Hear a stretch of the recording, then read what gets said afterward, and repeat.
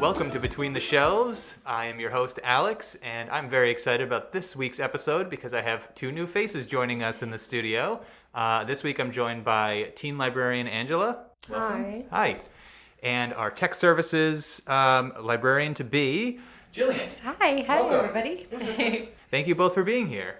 So the reason I invited you both to be here today is I thought we could talk about what is entailed in becoming a librarian and kind of get your perspectives on your journey to becoming a librarian and why you chose to do that and all that good stuff. So let's get started. I mean, why did you want to be a librarian? Do you want to go, Jill? Sure, I'll start. The library for me has always been such a magical place. It's like my safe place. No matter what was going on in my life, I always felt that the library was like my home base. I feel like I could just spend hours there getting lost in books. And so it was something that was always such a safe space for me. And I actually went for teaching, and then I had decided to change careers, and there was always a reason why I felt like I couldn't be a librarian. Like I always felt like I had excuses. And I was actually in the Port Jeff Library, and I was talking to one of the librarians there, and I said, I've always wanted to be a librarian, and he said, so why don't you? And at that point in my life, I didn't have any more excuses. My kids were a little bit older, and I was at the time in my life where I could go back to school, and I said, I don't know why I'm not doing this. And I guess I was very intimidated by the amount of school that you would have to do, and having already gone for a master's, like, can I do this at this point in my life? But I decided to just go for it, and so I immediately went to other librarians that I knew and trusted over at Connecticut and some people at Sayville, and just kind of to pick their brain, talked about their journey, where they went to school, any advice, and that's I started last spring. I hit the ground running, and I started last May, and I haven't looked back ever since. I should be finished by December. So. Wow, you really hit the ground running. Yeah, I really hit the ground running. I was every semester I took classes because I was just, once I got started and there was nothing standing in my way, I just let it take its course, and I'm very passionate about it, and I just want to get it done as quick as possible. So, yeah. How about you, Angela? So I was a patron here in the old building, actually. I grew up going to the library all the time, Miss Donna's classes all the time.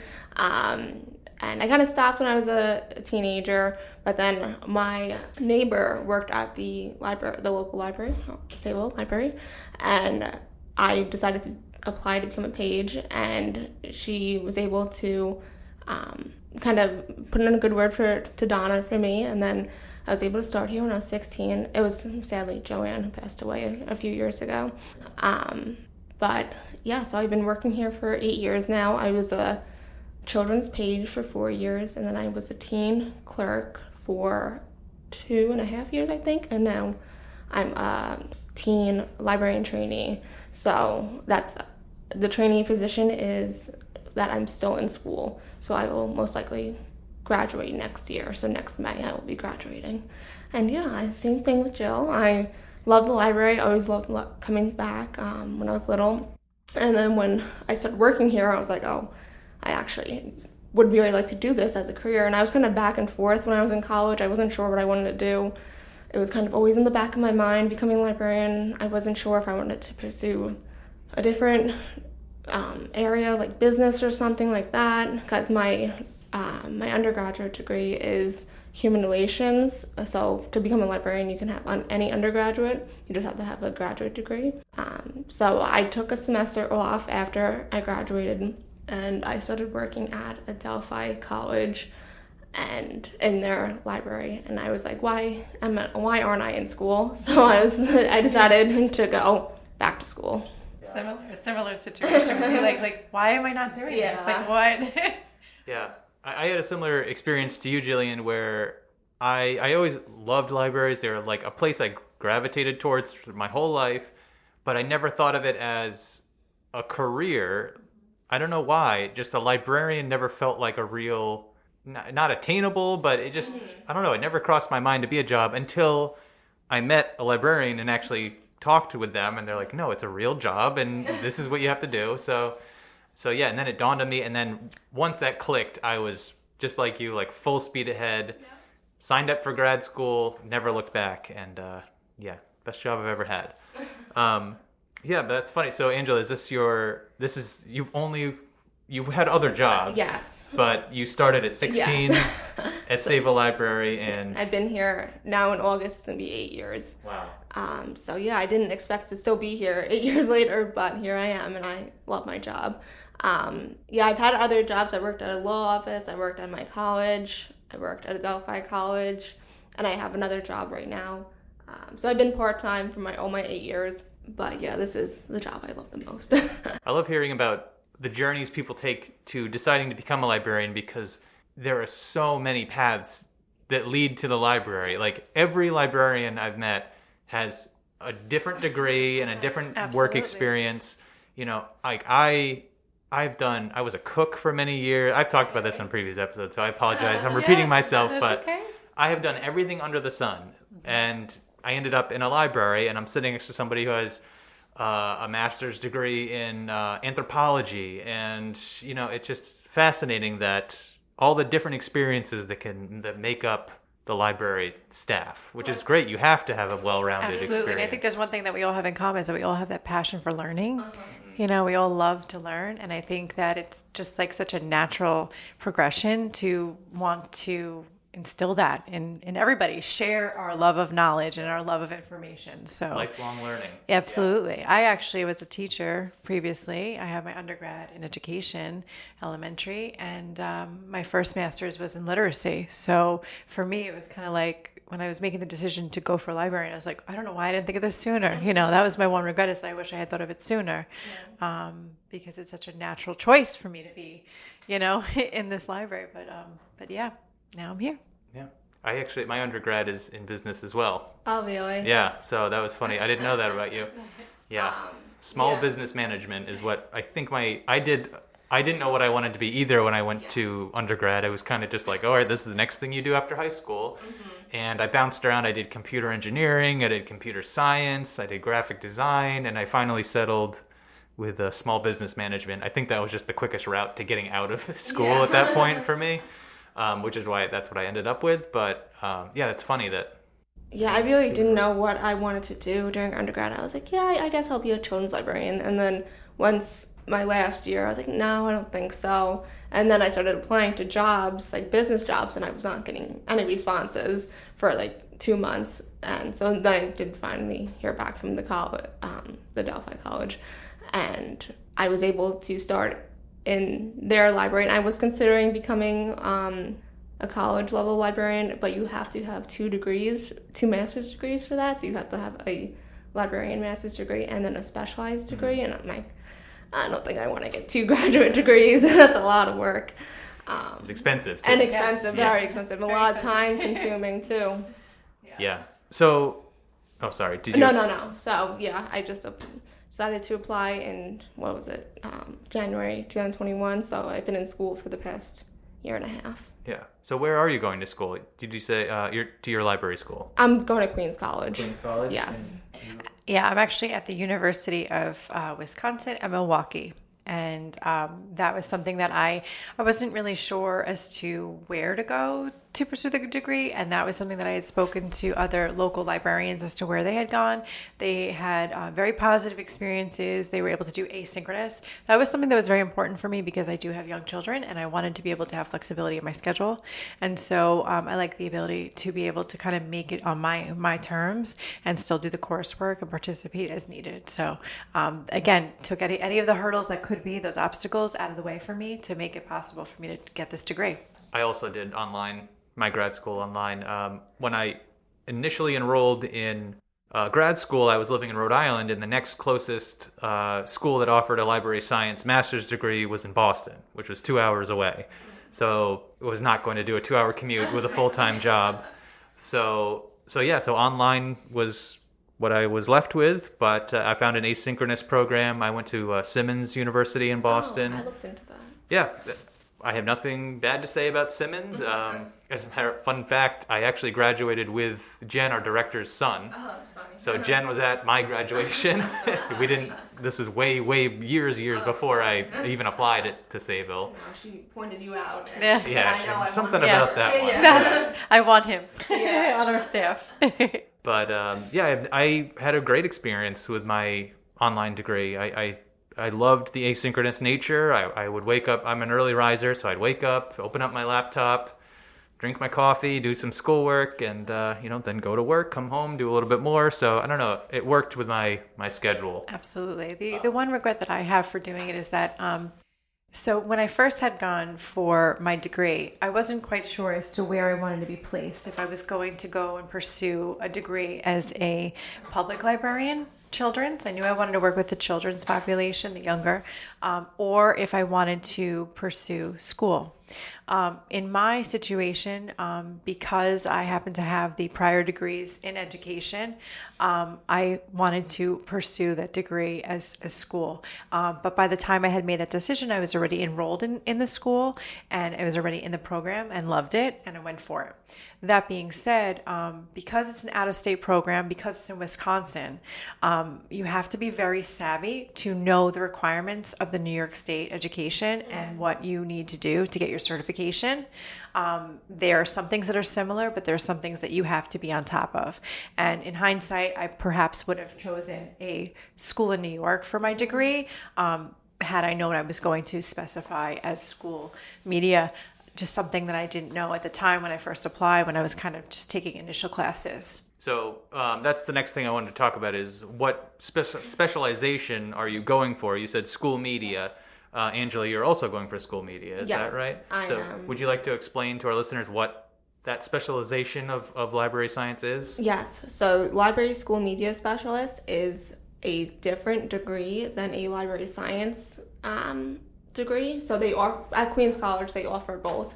And so library media specialist is a different degree where you have to take certification classes as well, and you have to do school observations if you don't have prior experience if you don't have your teaching degree. It kind of varies a little bit, but for me personally, I had to do 100 hours of observation work, 2 elementary schools, a middle school, and a high school, so 25 hours each.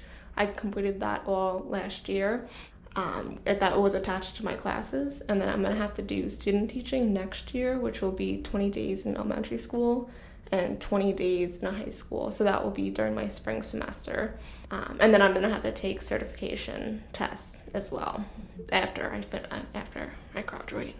And because I already have the degree, I was able to kind of skip the observation hours because I already had experience as a teacher in the classroom and my certifications. So for my situation, I just had to do the days. And, it's a challenge a little bit. That was one of the things that I was a little bit hesitant about, was finding time now. When I first did my student teaching, I did not have a family and I wasn't working as many hours, but you make it work and you find the time it works out. You just got to be a little bit flexible, and it may not look like what you think it's going to look like when you first do it. I did not expect that I would be doing student teaching in the summer. I was very fortunate. I was very lucky to find a placement to do my student teaching. I'm working with high school students in summer school, and I had the opportunity came up for me to get my 20 days working with that demographic, the older students, and I jumped on it because anything that I can do to try to get what I need to get for the required classes. In a perfect world, I'd be going every single day in the fall to, elementary, middle school, and high school. But when you go for a second career, as I have, you kind of have to be a little bit more flexible, and you make it work. But I didn't want to let that stand in my way, and I've been doing it about halfway through. And then come the fall, we'll see what the future has in store for me for the elementary placement for 20 days. There's a lot of requirements, and you have to hustle for a few years. There's no Absolutely. getting around that. Absolutely. And Angela spoke to the test too. Like, that's something that I always encourage from someone who has their license. If you're going to pursue a degree in the school media section, one thing that I do recommend is get the test done as early as you can. And Jill has already told me this too. Yes, I did. Well, because you're dealing with the state of New York, with their education, and unfortunately, there's high volume. There are people from all over the state, not just Long Island, that are pursuing different degrees in education. And so you don't want that to be something that stands in your way of you being able to get a position because they didn't get the scores and the timeline. So the earlier that you could take your tests, the better, because then the score will report, it'll be on your account and you're good to go. And I had recommended to Angela, get the books. It made a big difference. Those tests, they're all now on the computer. And back in the day, they were all written tests. This time they're on the computer, so you kind of have to have that ability, perseverance to kind of like get through the computer for about 3.5 hours, maybe 4 hours, I think. But the books helped because they prepare you for the types of questions similar, I heard, to the civil service test of like scenarios. Okay. Yep. And then you do have to write, I think it's 90 questions, and then you do have to write a short essay. But the books helped because they prepare you for what to expect. The earlier, the better. Yeah. So you mentioned the civil service. I was going to talk about that a little bit later, but we may as well talk about it now. So if anyone's interested in becoming a librarian, so obviously you have to have a master's degree to work, at least in New York. You have to have a master's degree to be a librarian.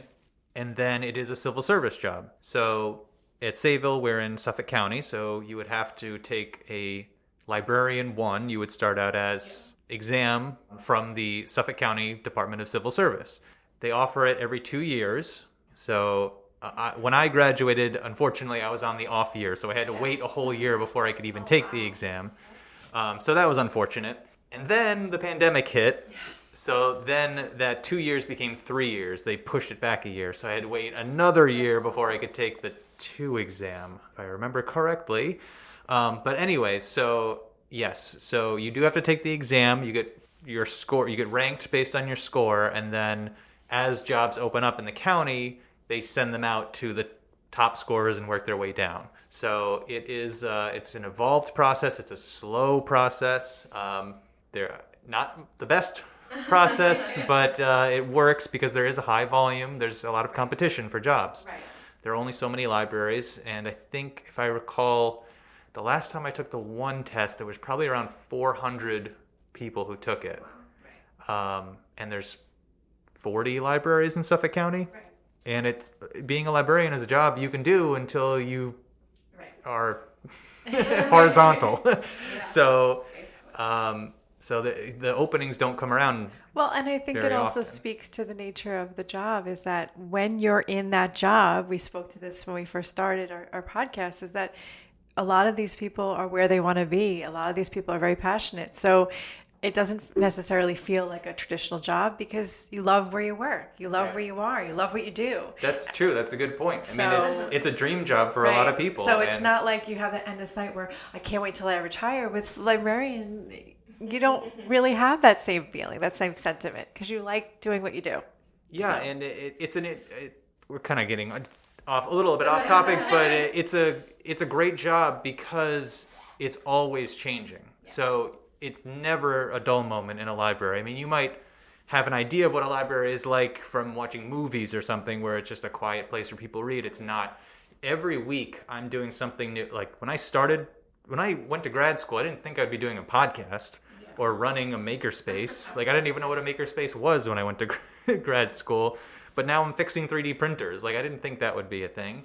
And that's become a major part of our curriculum as going for the school media, information literacy skills, research skills have always kind of been the tried and true thing that they stress in teaching how to be a school media librarian. But now the maker spaces, all those things, we are learning how to incorporate technology because, like you said, the job's evolving, it's changing, and we need to be able to be fluid with that and keep up with it. Yeah, and I think a lot of when you tell people that you are a librarian, there's half is like, more than half I would say, is like such a positive response. And then there's that small little population that's like, isn't libraries going extinct soon?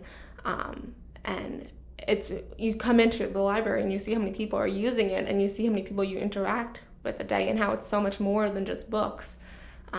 So that really speaks to what libraries are. And to that point, when people say about the library, going extinct, I like to think of us as we are the keepers of information, and our job is to help others find that information. And so the information may change format, We may not have VHS tapes or audio cassettes on the shelves anymore, but we are still the facilitators of how to help those people find that information. So maybe it looks a little different, but our role is pretty much the same. It's stable as far as what we offer. So yeah, so I mean, you work in tech services, so Right. you're handling a lot of the the cataloging, the processing of all the materials that are coming in and out. I mean, and you know better than anyone that our circulation of stuff coming in and out of the library is not slowing down. not at all. Especially, as we're going further ahead, it's just changing media. We go from, like you said, VHS to DVD to Blu-ray.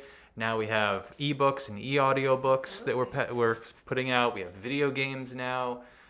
The library of things. Now we're physical objects you can check out of the library. So we're always adapting, and that's just one small part of what we do. That's putting aside the community outreach aspects, the social services we do, the programming. Angela, I know you do a lot of programming in the teen department. I do a lot of programming up here in the adult services department. There's never a dull moment. We're always adapting. Yes, it's definitely true. And I just got recently asked, what's the best part of your job being a teen librarian? And it's I'm thinking about it, and I do so many fun activities with the kids. A lot of my job is connecting with the kids, building relationships, and doing programming. We're doing our library lock-in next week, which is a 5-hour program from 7 p.m. to 12 a.m., and we have 60 kids signed up. And we're going to be doing a Nerf gun war, a manhunt, mini golf, a maze, and it's that's what a library is. It's just very surprising of what I do daily in my job. And even I'm doing an ice cream making class in August. It's very surprising what how it varies from what department you're in and what your job title is. I'm a children's trainee in another library. And again, you wear so many hats. I think one of my favorite parts of the job is to connect the children with the information when they come in and they're so passionate and they're looking for something, and I find that for them, but then I like to show them how to find that information so that they can have some autonomy in their searching skills. And just the other day I saw a little girl came in and she said to her mom, "They have it." She was so excited. She squealed with delight that they had the book that she was looking for. And to me, that just makes your job so worth it, to see the children excited about finding what they want, and to be able to help with that and support with that is such a beautiful thing. So yes, I agree. It's great. And I just talked about all the fun things I do, but I also do other librarian tasks as well. Ordering books and making lists of bibliographies. It's so many different hats, what you just said, of what I do in a day and how every day is different. Yeah, if you're listening and you're interested in being a librarian, you should know you don't just read all day. Yes, I never read at the desk. No, never. I've never, ever read while at work, ever. I read at my lunch break. That's as close as I get to reading at work. I wish I could just sit at the desk and read all day, but no, that's not the case at all. But yeah, it's a great job, and if you love learning, you're always learning new things. With artificial intelligence, on the horizon, I've been trying to teach myself how that all works, and then everything I learn, I turn around and I put it into a program so I can teach the patrons. So it's a great job if you love learning, and if you're just interested in constantly adapting. It never gets boring. Absolutely. And I think it speaks to our role, right? So if these things are coming out and the public will want to know how to use that, one of the things that I think we pride ourselves as being librarians is that we are there to be support, to be able to help people coming in, asking questions about how to use the technology, how to use a makerspace, what is the artificial intelligence. And so we have to proactively kind of be a couple steps ahead to learn how to interact with that information and then be able to provide it back to the general public. So we have to be very, on top of what's coming out, what's changing in technology, and yeah. Exactly. So I went to grad school a few years ago. Now media literacy is something that's talked about in the news all the time now, fake news, things like that. I went to school kind of during the last election when this started becoming like part of the headlines all the time. So I'm wondering, is that now part of like the core curriculum at, I know it's always been a part of like finding good resources for people, but at least when I went to school, there wasn't an emphasis so much on fake news and social media and that kind of stuff. So is that something they're talking about now in grad schools? Angela, I don't know if you've had the experience, but for me, having to create lesson plans, like that comes up all the time in our curriculum, in our coursework. It comes up a lot in the lesson plans that we're preparing when we're doing our student teaching, our observations, as to how do we teach the children, the students, how to recognize mis and disinformation. And really, it's our job and our role of teaching research skills has become even more intense, because now we're teaching research skills, but we're also teaching them the higher order thinking of how to think objectively, to say, is this a real source? Is this a biased source? So absolutely, it has definitely become a major part of my curriculum, and I'm sure Angela could speak more to that too. Yes, I have, my primary age group that I would like to work with is middle school. So that's what I mostly work with, middle school right now.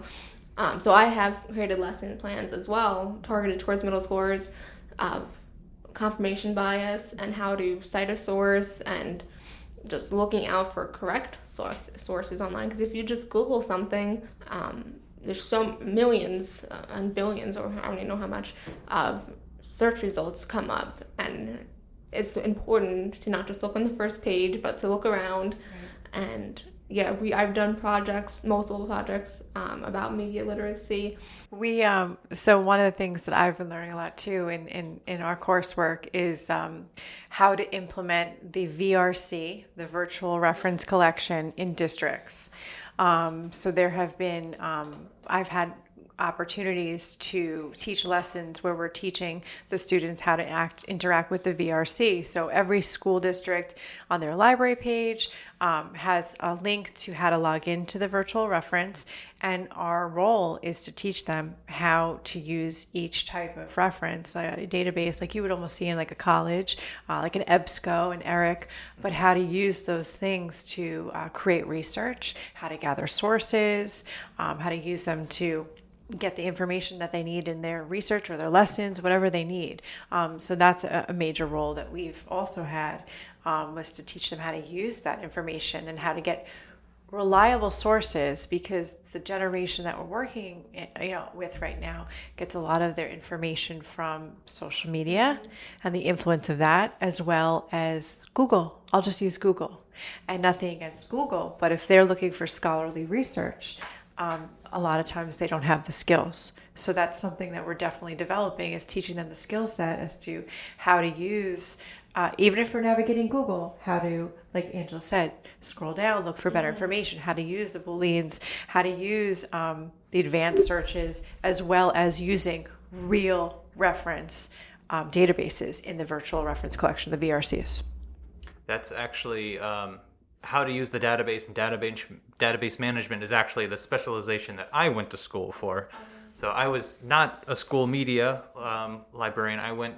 My degree was Master's of Library Information Science, which is like a subset of the library science, where I was dealing more with information management, building databases, managing databases, the usability of databases and things like that. So I went to school for something totally different than public librarians, but that's a big part of it. And as the world gets more digital, it's just going to be a bigger part of it. So I'm glad they're teaching it to kids. And I'll be completely honest with you. Full transparency, I really, looking back at my reference abilities as a undergrad student, as a grad student, I felt very anxious whenever I had to do research, because I don't feel like those skills were really incorporated into instruction.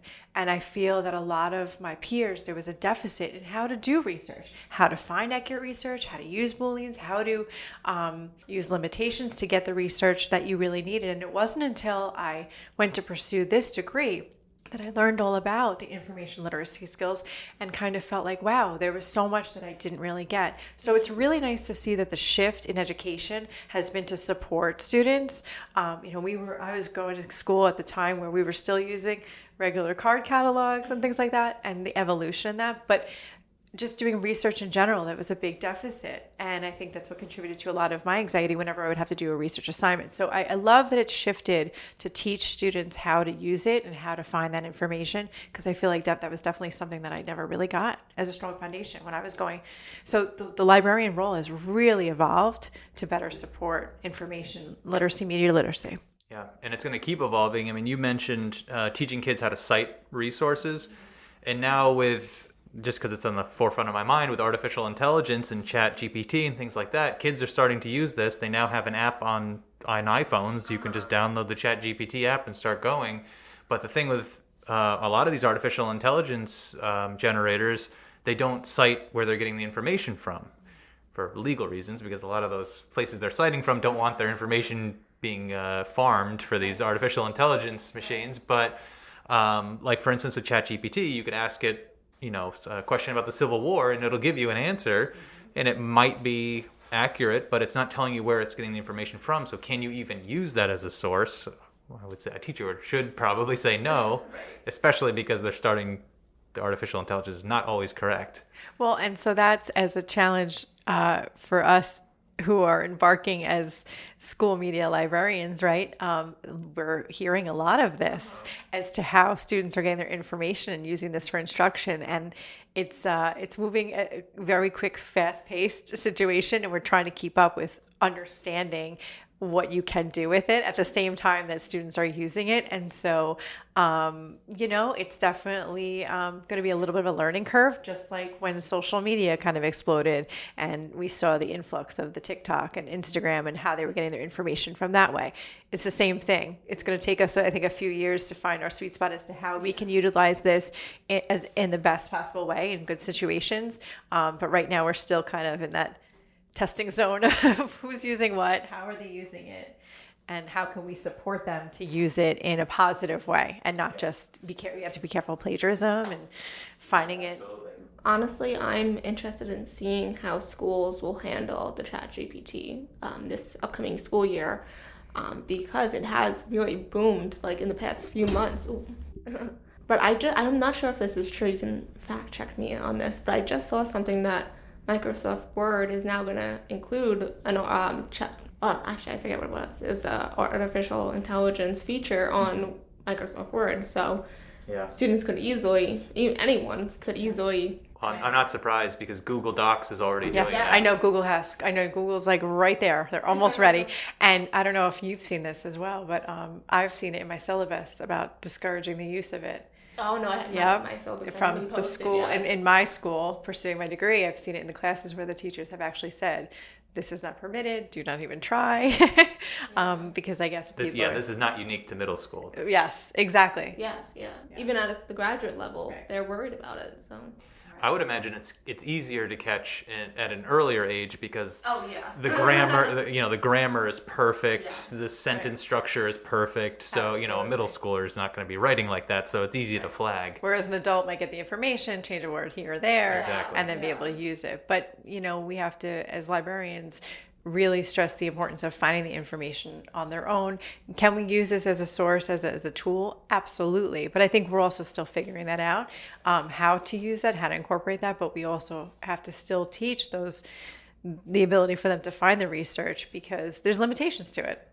And so it shouldn't be the end all be all as to the way that they find information. So we still need to stress the importance of having strong information literacy skills. I just saw that there's a few, it was something about journalists, and that they are pitching using AI to replace journalists. So I think library media specialists will have a lot to do with that, because that's just biased AI information. It's not coming from a person. Yeah. Well, it's just regurgitating, stuff that's already been written. I don't think AI, at least now, is capable of producing unique journalism. You know, you still need a journalist to go out and do research on their own, but AI could easily take an article and rephrase it and then repost it with a new title, which is probably most of what the internet is nowadays anyways. It's just the same idea, just being rephrased and repurposed. To Angela's point, AI is kind of systemically infiltrating a lot of industries.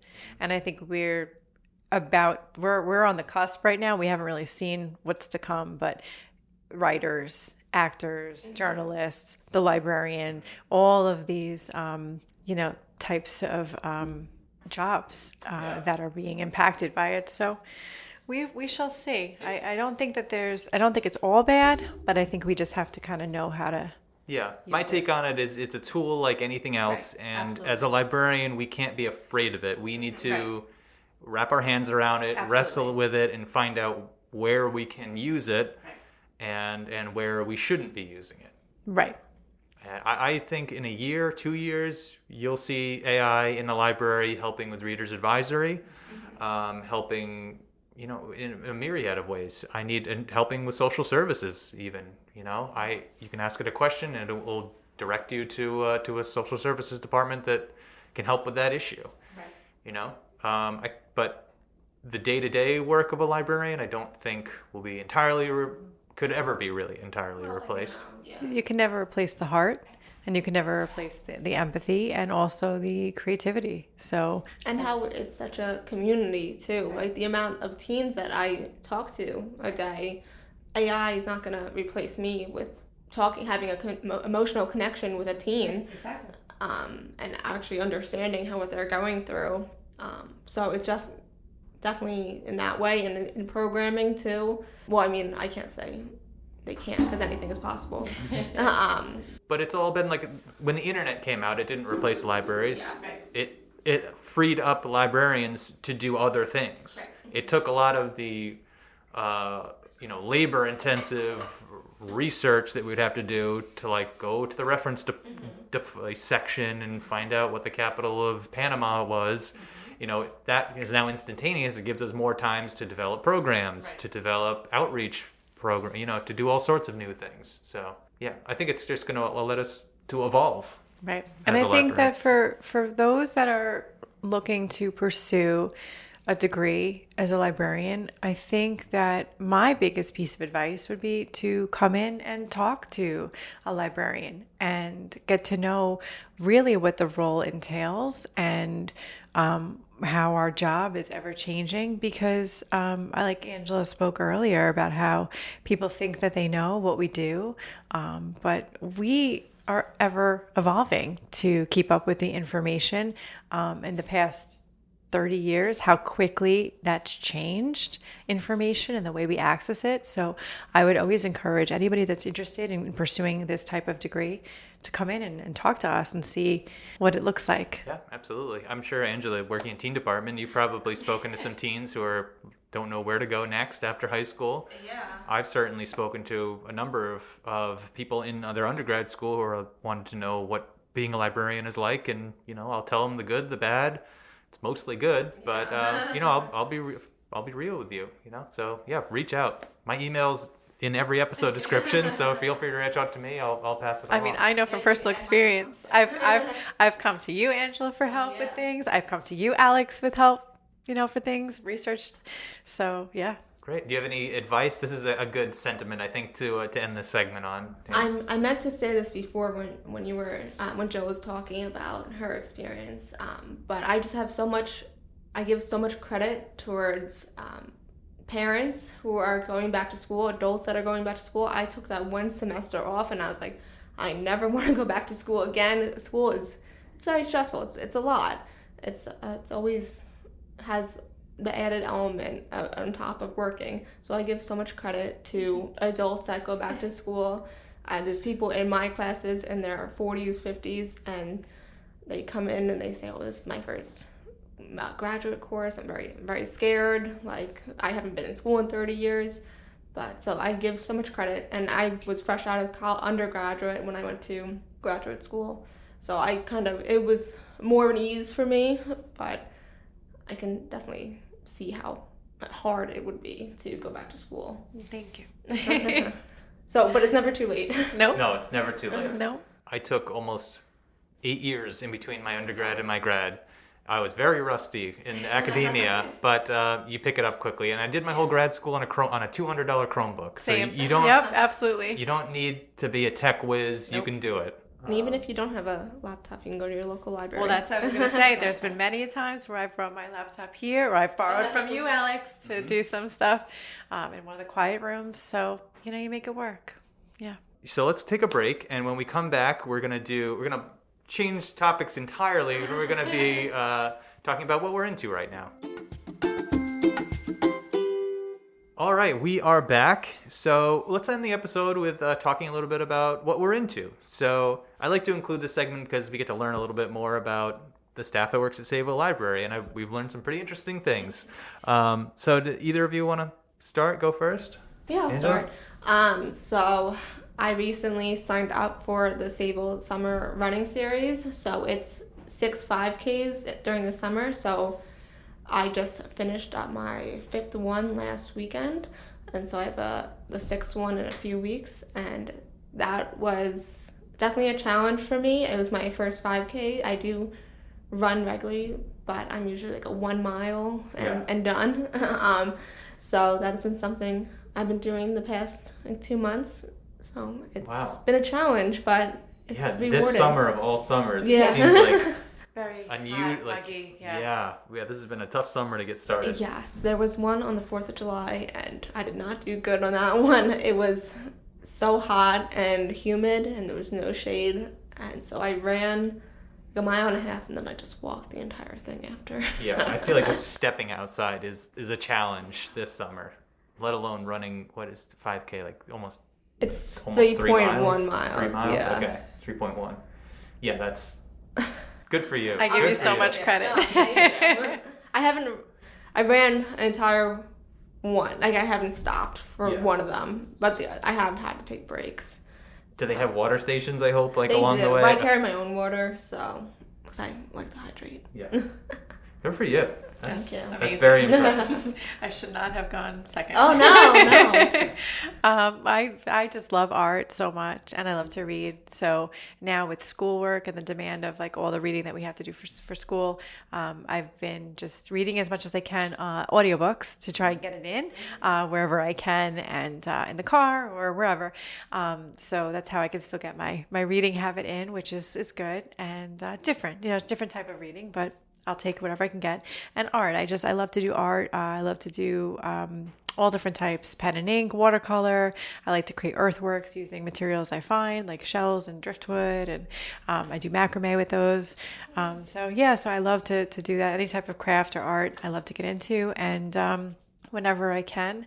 I'm craving it now because I'm going for summer classes, but I'll be done soon, and I already have some ideas of things I want to do, and I love to just do it. I love to be out in nature and get inspiration from what I see, and do that kind of stuff with my children and have them do art and just make a mess, paint, do whatever. So That's great. Thanks. That's awesome. I didn't know that about you. And I think it's always a plus when you're crafty and you're a children's or a teen Yes, librarian. very creative. Librarian, I love it. We actually did in one of my other libraries. We did a program called Earthworks, where I read some beautiful books about art and nature, and we gathered supplies. I had gathered some beautiful pressed flowers, some pressed ferns and leaves. I had cut up some pine cones and seashells and feathers, and I said to the children in the program, you can create something abstract or you can create something that was representative, whatever you want to do.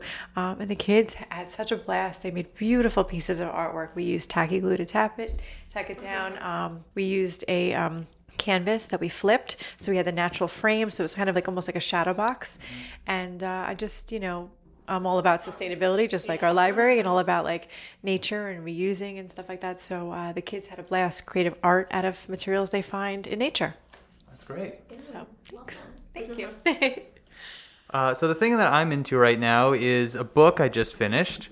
It's called Monsters, A Fan's Dilemma by Claire Dederer. Have either of you heard of this book? No. I was attracted to it initially by the cover. It's, I think, a photo of Pablo Picasso, but he has like a bull head. He's wearing like a bull head. So the book it's not a happy subject. It's about Basically, it's about artists who do something reprehensible and it forever stain their legacy, basically. So it's sort of about kind of cancel culture, but it's from the fans' perspective. So it's about it's how does a fan of that subject grapple with that happening. So Very interested in that, actually. Yeah. it's a fantastic book. It's going to, when I talk about my favorite books of the year, this is definitely going to be in the top 3 or so. Like it's an interesting, I mean, it's a very topical subject matter, unfortunately. Very relatable, yeah. Absolutely. I hope it's not relatable. No, relatable to our times. I mean, No, it I just know what goes you to meant. show, Yeah. that like even artists that, however many years ago, and we're still kind of the fans of, like you said, Right. the cancel. And Yeah. when you're a fan of someone that you love so much, and then you find out the horrible things that, Right. yeah. This book's very interesting because it's something that we talk a lot about, but no one's really digging into it, especially what it's doing to the fans of the artist. A lot of the discussion is about how monstrous the subject is, and not about the fans, the people who appreciate the work. So it's a very interesting book. I have in front of me a page of notes I took that I'm not going to go through right now because this episode would go another hour. But it's if you are interested in this, or I've mentioned Pablo Picasso, but she also talks about Roman Polanski, J.K. Rowling, Hemingway, Kevin Spacey. Sure, Kevin Michael Spacey, Jackson. Michael Jackson. She mentions all of these. Yeah. And the book is interesting because she doesn't dwell on what they did. She dwells on how society kind of the backlash of society right. yeah, exactly. Yeah. So, part of what she talks about is, we create these parasocial relationships with the artist. So when we find out they've done something reprehensible, it's kind of, it affects us because we feel betrayed by the artist. And another one of her points is that we as consumers, we sort of define ourselves by the things that we follow and the things that we like. So when something like this happens, it's all of a sudden it's turned back on us, the consumer, that says, what does that say about us that we liked this thing that is made by a terrible person? So it's a lot about, that, and how this exposure, causes us to have to do some self-reflection. And, because a lot of us have, one thing she talks about, Claire Dederer talks about in the book, is a lot of us have, feelings about this subject, but we don't stop and think about it that much.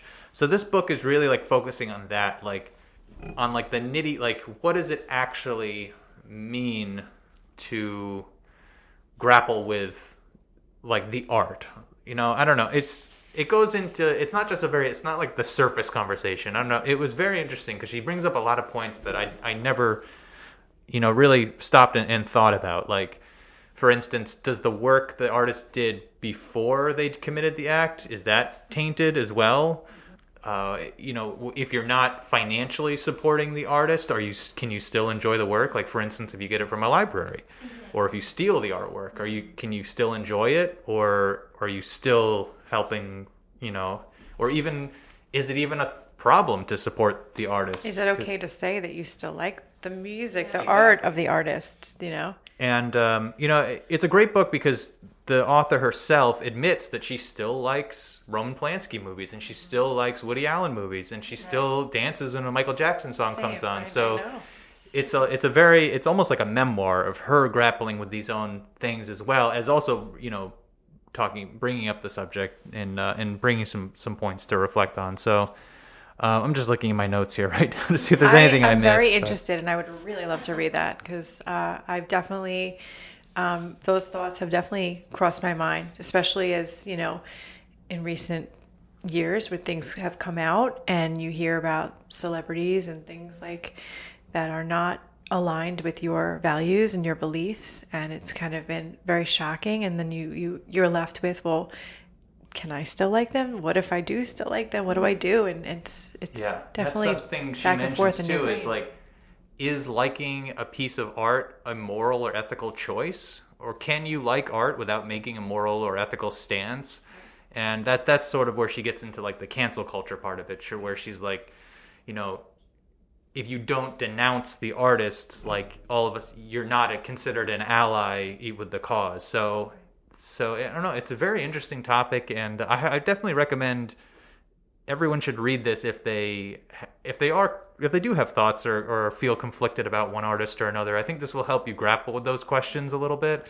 And she doesn't come to like a definitive conclusion on one way or the other, but I think it'll help you reach your conclusion, whatever suits you best. So I don't know. I highly recommend it. The book again is called Monsters: A Fan's Dilemma by Claire Dederer. And I think it's going to be very popular. So put a hold on it. I am definitely going to put a hold on that right after we're done. Right after we wrap.